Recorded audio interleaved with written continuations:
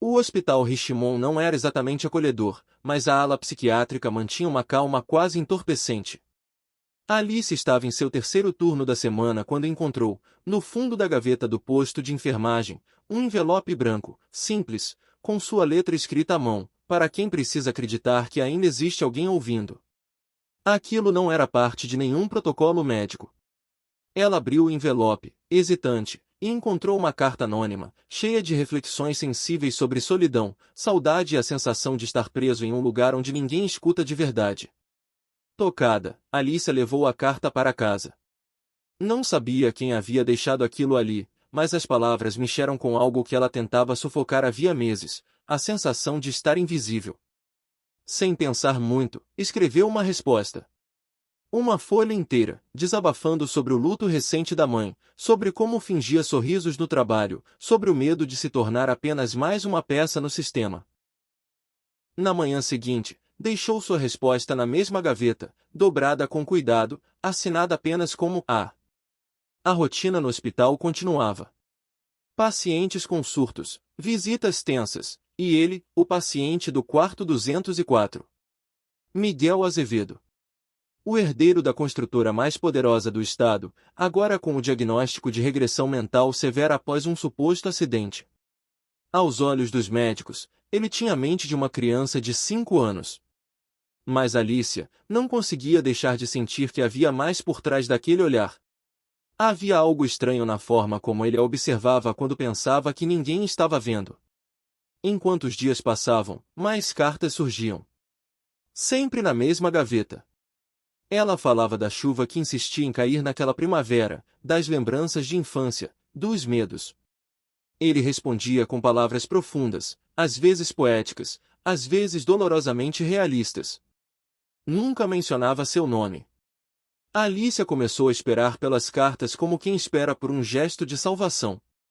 Algo nela começava a mudar. Como se estivesse apaixonando-se por alguém que nunca viu. Na ala psiquiátrica, todos pensavam que Miguel passava os dias desenhando figuras sem sentido. Mas em seu mundo secreto, ele ouvia tudo. Observava tudo. E escrevia, quando ninguém estava por perto, usando a mão esquerda para disfarçar sua caligrafia original. A ideia da carta anônima foi um teste. Nunca imaginou que a enfermeira que sorriu gentilmente na primeira noite se tornaria tão importante em sua estratégia. E, talvez, em algo mais. O tempo se tornava um aliado e um inimigo. Ele precisava ganhar a confiança dela, mas não podia revelar quem era. Ainda não. A madrasta controlava o hospital, pagava os médicos, vigiava os passos de todos. Se desconfiasse que Miguel estava lúcido, aceleraria seu plano. Mas a enfermeira, ela poderia ser a chave. E, pela primeira vez em anos, ele sentia algo que não fazia parte de seu plano, um desejo sincero de conhecê-la. De verdade. Alicia começou a prestar mais atenção em Miguel. Os outros enfermeiros o tratavam como uma criança grande, diziam frases infantis, ofereciam brinquedos, e anotavam seus gestos como se fossem sintomas. Mas ela via nuances que outros ignoravam. Os olhos dele seguiam conversas de longe, franzia o senho quando ouvia o nome da madrasta ser citado. E, acima de tudo, havia um brilho, uma consciência, que ela não conseguia ignorar. Ela contou tudo ao escritor anônimo em sua próxima carta. Falou do paciente do 204. De como ele parecia alguém que finge ser frágil. Disse que às vezes sentia que a verdade no hospital estava de cabeça para baixo. A resposta não veio no dia seguinte, como de costume. Demorou 2 dias. Mas quando chegou, era mais intensa do que nunca. O autor confessava ter medo. Medo de ser descoberto. Medo de confiar. Mas também dizia: você vê coisas que os outros não veem. Talvez, por isso eu tenha te escolhido. Miguel lutava contra o próprio tempo. Fingir ser alguém que não era por tanto tempo começava a cobrar um preço. Mas ele precisava manter o papel até que tudo estivesse pronto. Cada carta escrita por Alice o fazia vacilar. Ela era mais do que parte do plano. Ela era real. E ele se perguntava, em silêncio, se ela seria capaz de perdoá-lo quando descobrisse quem ele realmente era, e por que a havia envolvido naquilo. Naquela tarde, enquanto Alicia trocava os lençóis do leito 204, Miguel a surpreendeu. Com a voz abafada, mas intencionalmente clara, ele disse: "Você acredita em fadas invisíveis que guardam segredos?" Ela congelou por um instante. Não pela frase em si, mas pela maneira como foi dita. Havia intenção ali. Havia controle. Mas quando ela se virou para ele, ele já estava balbuciando números como uma criança, com os olhos distantes. Ainda assim, ela não esqueceu o momento. Mais tarde, em casa, ela escreveu mais uma carta. Desta vez, não pediu respostas. Apenas disse: "Se você é quem eu penso, e se está tentando se proteger, saiba que estou aqui. Não entendo tudo, mas sinto que algo está muito errado. E estou com você, mesmo sem saber seu nome." Ela assinou como sempre, dobrou o papel e, pela primeira vez, hesitou antes de deixá-lo na gaveta. Miguel leu a carta à noite, quando todos dormiam. E pela primeira vez, desde que começara seu plano, sentiu-se tentado a desistir. Se ele dissesse a verdade ali, naquele instante, talvez pudesse ter paz. Mas paz não era uma opção. Não enquanto sua madrasta ainda respirava livre. Ainda sorria com os jornais dizendo que ele estava incapacitado, tudo parte do jogo dela. Ainda não. Ainda não era a hora. Na semana seguinte, Miguel tomou uma decisão arriscada. Sabia que sua madrasta viria visitá-lo, a cada 15 dias, como exigia o testamento de seu falecido pai. Era o único momento em que ela precisava aparecer, fingindo preocupação diante das câmeras e da diretoria do hospital. Mas Miguel sabia, ela esperava o momento certo para desligá-lo de vez, talvez por meio de um laudo falso ou um novo acidente. Ele precisava de proteção. E precisava agora. Durante a troca de turno, enquanto Alicia trocava os curativos de sua mão, ele puxou o lençol como uma criança faria, murmurando: "Eu tenho uma esposa. Mas ninguém acredita em mim." A frase, dita com voz trêmula, soou como mais uma fantasia infantil. Mas havia algo nos olhos dele, um pedido escondido. Alicia tentou desconversar, mas ele insistiu: "Ela é linda. Cuida de mim. Você pode ser ela só por um dia?" O coração dela disparou. A mente racional queria ignorar, mas a intuição gritava: "Escute." Mais tarde, no refeitório dos funcionários, Alicia pensou naquilo. Tudo parecia insano. Um paciente pedindo que ela fingisse ser sua esposa? Mas, e se ele estivesse mesmo consciente, como ela começava a suspeitar? E se aquilo fosse um grito de socorro codificado? As cartas anônimas, quem sabe, vinham dele? A coincidência parecia absurda, mas não impossível.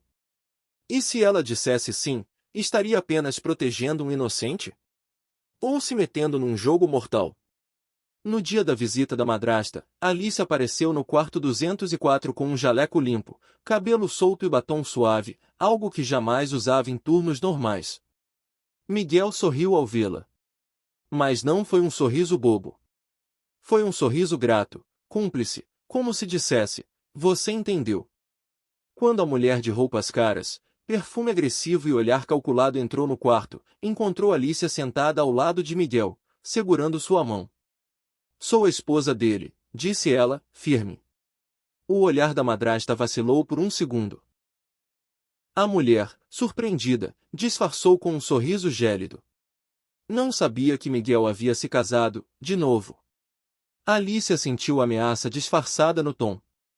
Mas Miguel estava calmo. Com um gesto infantil, deitou a cabeça no ombro de Alicia e murmurou: "Ela me protege dos monstros." Foi uma frase simples, mas carregada de significado. Alicia não sabia exatamente o que estava fazendo, mas naquele momento, teve certeza, algo muito errado estava acontecendo com aquele homem, e ela acabará de se colocar no caminho. Depois da visita, Miguel lhe entregou um pequeno papel escondido entre as dobras do lençol. Estava escrito com letras tremidas, em letra de criança: "Obrigado. Agora estamos em risco juntos." Ela leu aquilo e sentiu a espinha gelar. Mas também sentiu algo mais, uma estranha sensação de que, depois de anos se sentindo sozinha no mundo, ela finalmente fazia parte de algo, de alguém. Mesmo que fosse um jogo perigoso demais para voltar atrás. No turno da noite, Alicia não conseguia dormir. Voltava para casa com os pensamentos embaralhados. Aquele pequeno bilhete de Miguel ecoava como uma sirene silenciosa. Agora estamos em risco juntos. Que tipo de risco era esse?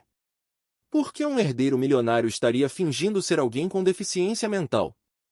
E por que escolhera justamente ela para entrar no teatro? As cartas, os olhares, tudo começava a se conectar, mas ainda havia sombras demais nesse quebra-cabeça. Na manhã seguinte, ela retornou ao hospital mais cedo do que o normal. Decidida a entender melhor o passado de Miguel, foi até o arquivo antigo, na ala administrativa. Usou sua identificação para acessar prontuários e notícias arquivadas. Descobriu que Miguel havia sofrido um acidente de carro há quase um ano. Oficialmente, um trauma craniano explicava sua condição atual. Mas havia algo estranho. Nenhuma lesão grave aparecia nos exames. Apenas observações vagas, como comportamento incompatível com idade mental e resposta emocional infantilizada. Enquanto folheava os documentos, uma enfermeira veterana passou ao seu lado e murmurou: "Você cuida do 204, não é?" Dizem que ele era brilhante, antes da madrasta aparecer de vez. Alicia não respondeu, mas seu coração acelerou. Era como se todos soubessem um pedaço da verdade, mas ninguém ousasse juntá-los. Ela voltou ao quarto de Miguel ainda com o uniforme e encontrou-o desenhando com giz de cera. Mas ao olhar para o papel, sentiu o sangue gelar. Ele havia desenhado uma mulher caída no chão e, ao lado, uma sombra escura com um vestido justo, a mesma roupa da madrasta no dia anterior. Ela se aproximou e tentou soar calma. "Miguel, o que é isso?" Ele sorriu, como uma criança que conta um segredo. "É a bruxa. A bruxa quer que eu durma para sempre." E então, seu olhar endureceu por um instante. "Mas agora tenho escudo. Você é meu escudo." Alicia se sentou ao seu lado e, pela primeira vez, segurou sua mão com firmeza. Não como uma enfermeira, mas como alguém que acabará de atravessar a linha entre o cuidado e o compromisso. Nos dias seguintes, Miguel passou a usar o silêncio como estratégia. Mantinha sua fachada infantil em público, mas deixava sinais para Alice em detalhes, palavras no verso dos desenhos, objetos mudados de lugar, bilhetes escondidos dentro dos travesseiros. Ele confiava nela, e isso fazia com que ela se sentisse ao mesmo tempo empoderada e vulnerável. A cada nova pista, uma certeza crescia dentro dela: Miguel estava tentando sobreviver a algo que ainda não tinha nome. Certa noite, enquanto revia os registros médicos em casa, Alicia recebeu uma nova carta. Desta vez, não deixada no hospital, mas entregue anonimamente embaixo de sua porta. Ela reconheceu a caligrafia torta, mas agora havia algo mais urgente nas palavras. "Se você confia em mim, preciso que me leve até o quarto 6B às 3 horas da manhã. Há algo que eles escondem lá. A verdade começa atrás daquele vidro." O bilhete terminou com uma única palavra: P. Alicia passou o dia inteiro com a cabeça em outro lugar. O bilhete de Miguel pesava no bolso como uma bomba relógio. Quarto 6B. Às 3 da manhã. Era a ala mais antiga do hospital, desativada para pacientes havia meses, usada agora apenas para armazenar arquivos e equipamentos quebrados. Nenhum funcionário tinha motivo para ir lá de madrugada, o que só aumentava o mistério. Ela sabia que, se fosse flagrada, poderia ser demitida. Mas também sabia que, se não fosse, talvez nunca mais tivesse outra chance. A noite caiu, e o hospital mergulhou em seu silêncio rotineiro. O turno da madrugada tinha poucos enfermeiros e uma supervisora sonolenta que raramente deixava a sala de vigilância.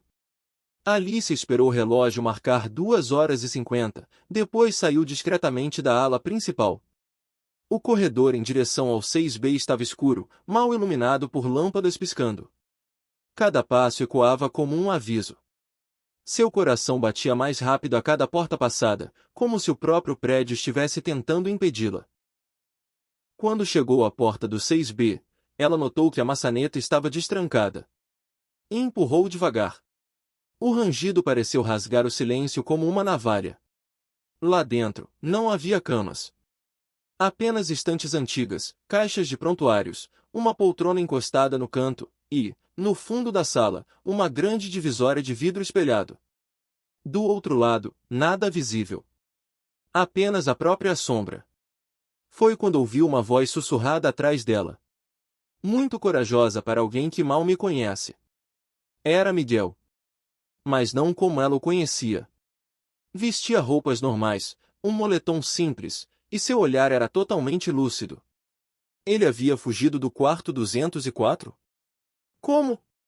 Antes que ela pudesse perguntar, ele apontou para o vidro.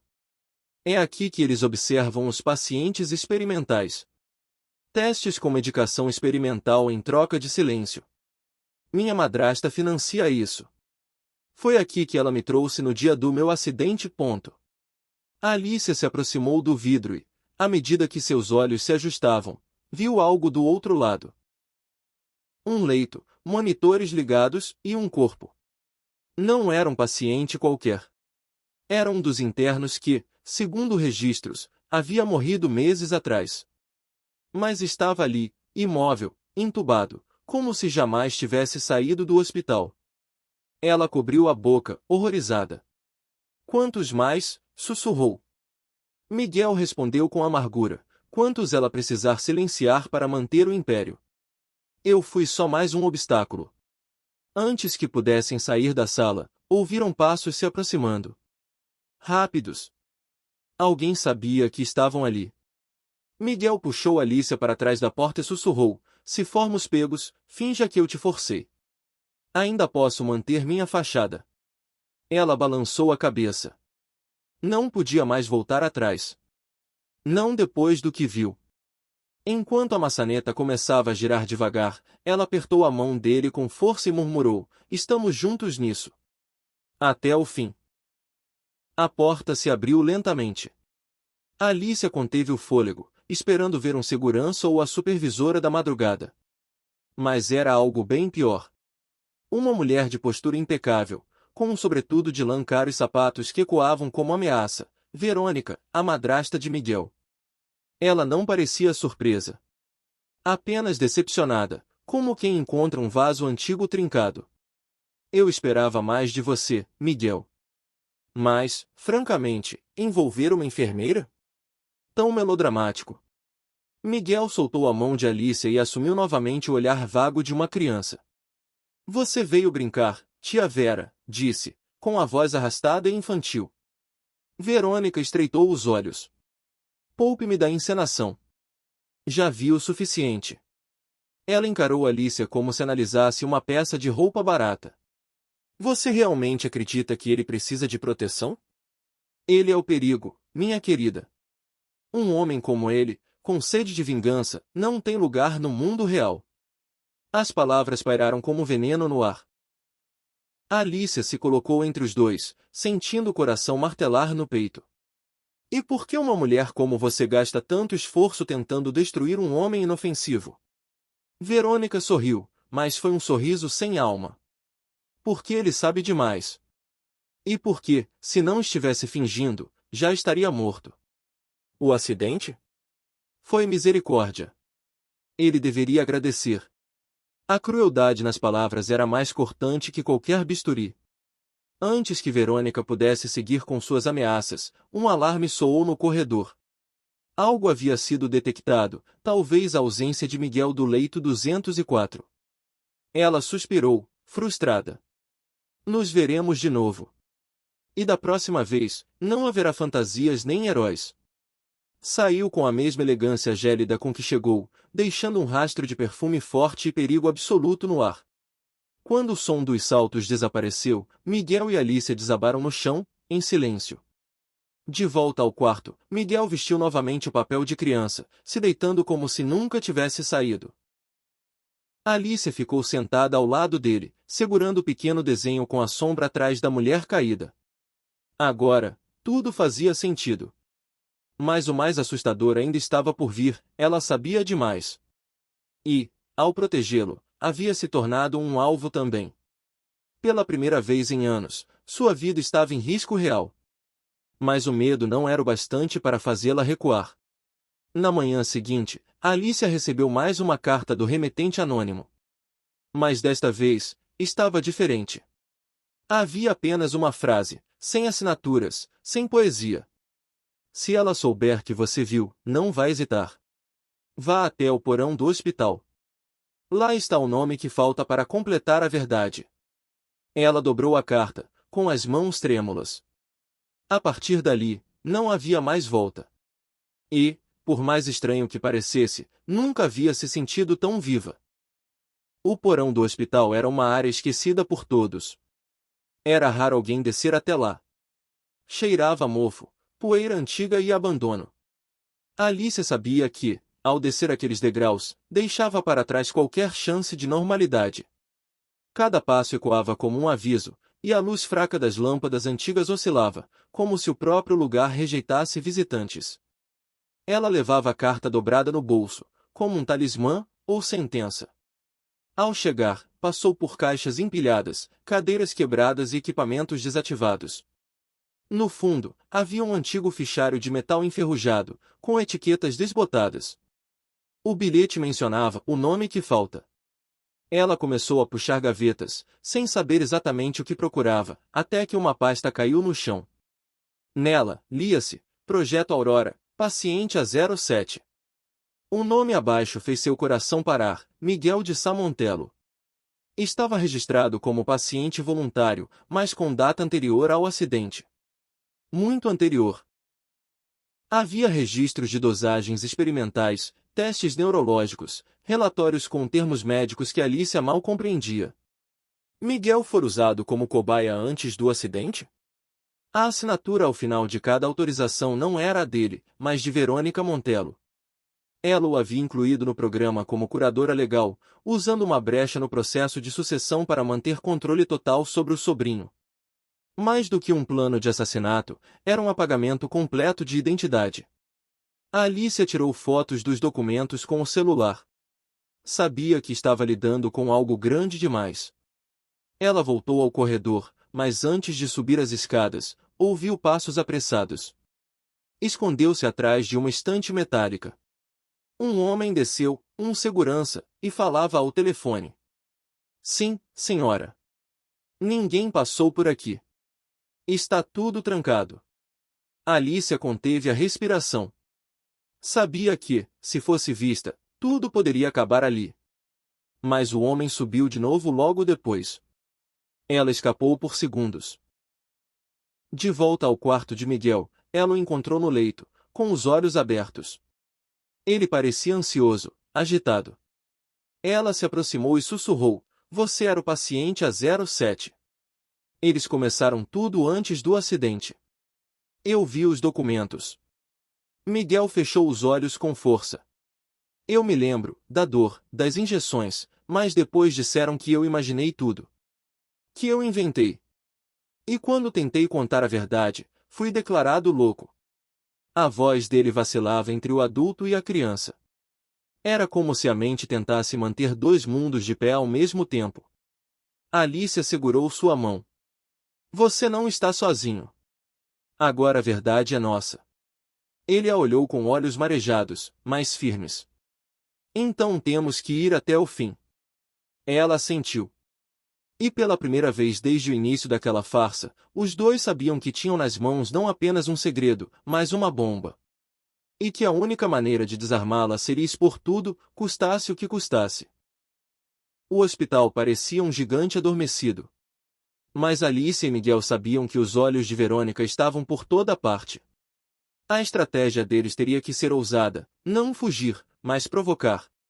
Trazer a verdade à tona exigia mais do que provas, exigia chamar a atenção do mundo. E isso começaria naquela noite, com uma encenação que poderia custar tudo. Miguel iria falar. Pela primeira vez em público, diante de testemunhas.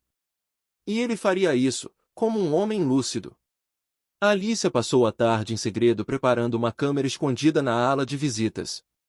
Convencer os outros enfermeiros a entrarem em horário mais cedo, inventar uma inspeção, movimentar as peças sem levantar suspeitas, tudo precisava parecer rotina. Quando Miguel entrou na sala, fingindo brincar com um carrinho de brinquedo, ninguém desconfiou. Mas quando ele parou diante da câmera, largou o brinquedo, levantou o olhar e começou a falar com voz firme, tudo mudou. Meu nome é Miguel de Samontello. Tenho 35 anos. Estou internado sob diagnóstico falso há quase um ano. A mulher que controla meu tratamento não é minha tutora, é minha inimiga. Os rostos dos presentes congelaram. Alguns olharam ao redor, esperando que alguém desmentisse. Mas ninguém se moveu. Miguel continuou: tenho provas, datas, documentos.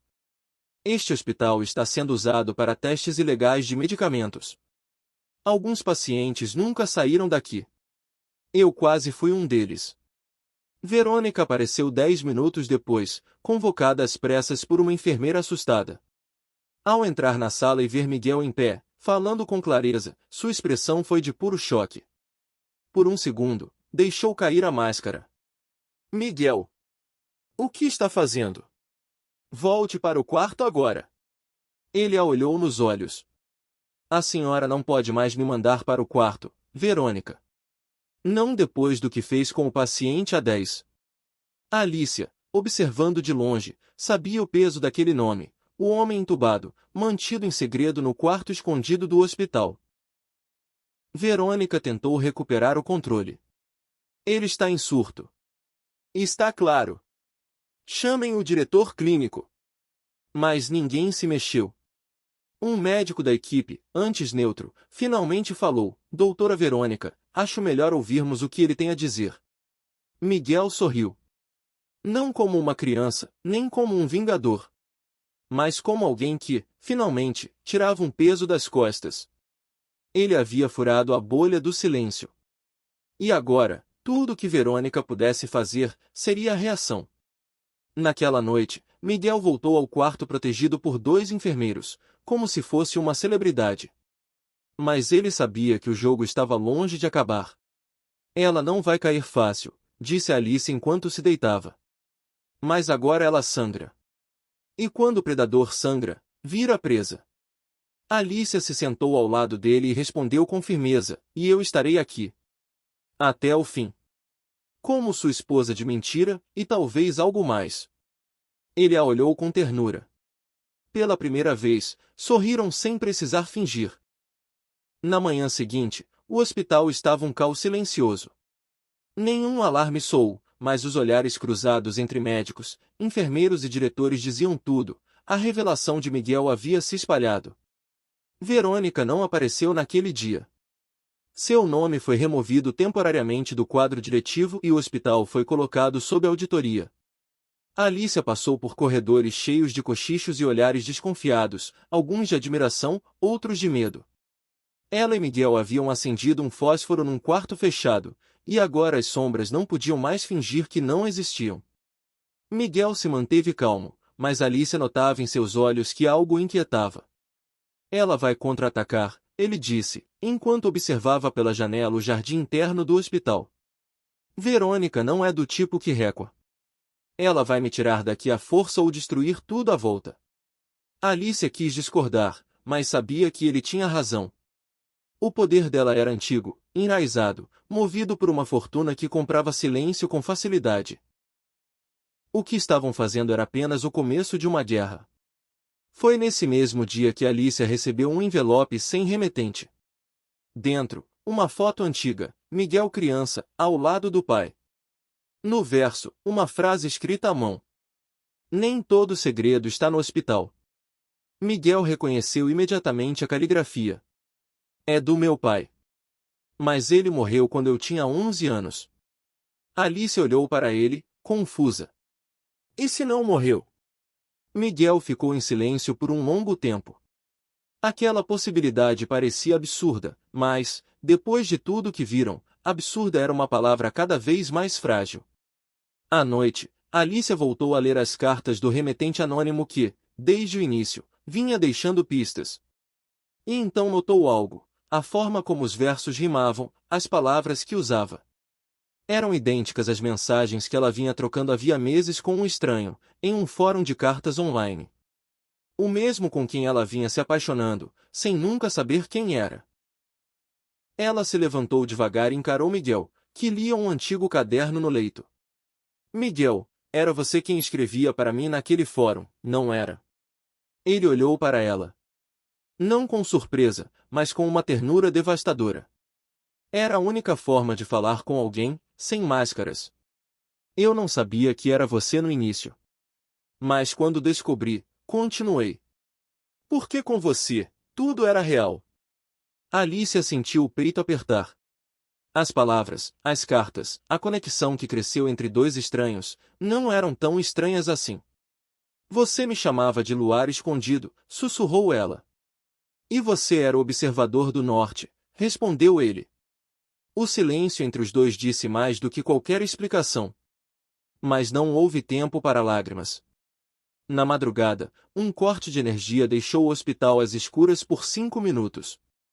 Quando as luzes voltaram, Miguel não estava mais no quarto. A janela estava aberta. Alicia correu até lá, mas não havia sinal de queda. Apenas uma marca no parapeito e um papel dobrado preso sob um peso. Ela veio. Eu fui atrás dela. Não tente me impedir. O coração de Alicia disparou. A farsa. Alicia correu pelos corredores do hospital com o papel ainda nas mãos. Tentou rastrear qualquer sinal de Miguel, mas tudo o que encontrou foram portas fechadas, câmeras desligadas e rostos tensos. Sabia que ele havia partido por vontade própria, não sequestrado, não forçado, mas aquilo não tornava a angústia menor. Ela se lembrava do olhar dele na última noite, firme, decidido, como quem carrega a própria sentença. Miguel não fugia, ele ia ao encontro do fim da história. E não voltaria até enfrentar a verdade com os próprios olhos. Horas depois, recebeu uma ligação anônima. Uma voz masculina dizia, com firmeza, para ir até a antiga casa dos Montello, na encosta da serra. A mansão abandonada há anos era lembrada apenas em colunas de sociedade antiga. Ali, onde o pai de Miguel havia vivido, e supostamente morrido, seria o palco do desfecho. Alicia pegou um táxi e partiu sem hesitar. A estrada era sinuosa, o céu carregado de nuvens, como se o mundo inteiro sentisse que algo definitivo estava prestes a acontecer. Ao chegar, encontrou os portões abertos. Entrou com passos contidos, passando por jardins secos e estátuas cobertas de musgo. Na sala principal, o som de vozes abafadas vinha do andar superior. Subiu com cautela até chegar a um quarto onde Miguel estava diante de Verônica. Não havia medo nele, apenas um silêncio denso, como se finalmente tivesse entendido tudo. Você fingiu a morte dele. Por quê? Perguntou Miguel. Verônica, cansada, mas sem remorso, respondeu, porque ele sabia demais. E porque eu queria o que era dele. Mas não tive coragem de matá-lo. Preferi apagar você. Antes que pudesse reagir, uma figura surgiu na porta, o pai de Miguel. Envelhecido, mas vivo. Trazia um revólver nas mãos, apontado não para Verônica, mas para o próprio filho. Você não devia ter vindo, Miguel. Agora ela vai tentar terminar o que comecei. Alice entrou atrás, em choque. Você está vivo. Mas por quê? Ele respondeu, com a voz embargada, porque a culpa é uma prisão. Eu permiti que Verônica usasse meus recursos para financiar experiências médicas ilegais. Quando tentei parar, ela me destruiu. E quando vi o que fez com você, preferi me esconder. A tensão no quarto crescia como eletricidade no ar. Miguel, com os olhos marejados, deu um passo à frente. Então agora é isso? Eu volto para o hospital e vocês fingem que nada aconteceu. Mas Verônica não esperou mais. Avançou contra ele com um bisturi escondido no casaco. O disparo ecoou como um trovão. Foi o pai de Miguel quem atirou. O corpo de Verônica caiu como uma sombra finalmente vencida. Tudo terminou em segundos, mas o impacto duraria para sempre. Nos dias que se seguiram, Miguel entregou os documentos à justiça. O hospital foi investigado, o projeto Aurora desmantelado, e os pacientes esquecidos, libertos. O pai dele se entregou, confessando os crimes do passado.